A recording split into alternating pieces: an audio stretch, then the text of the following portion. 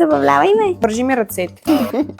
Здравейте, хора! Днес аз съм шефа. Почти. Една шапка с по-висока от мен. Така, ще правим кекс от сладък картоф. Аз съм тук да наблюдавам и да давам заповеди. С тиквичка, картоф. Оризов гриз, вътре в оризовия гриз аз съм ти подготвила стевия малко. С кейква преса. Къде? Това са белтъци. Така, имаме А те хапчета вътре? баковер, ваниля, хапчетата с стевия. Слушам те, копаем. Вържи ми ръцете.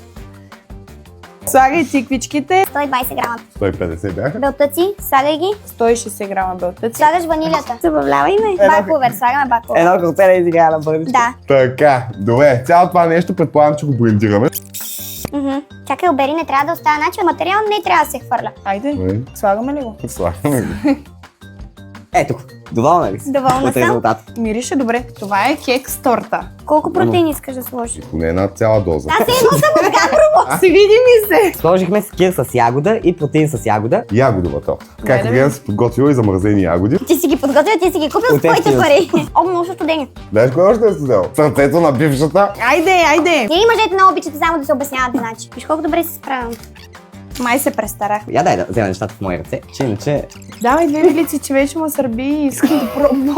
Най-ме е страх, че той ще обработва видеото. Хора!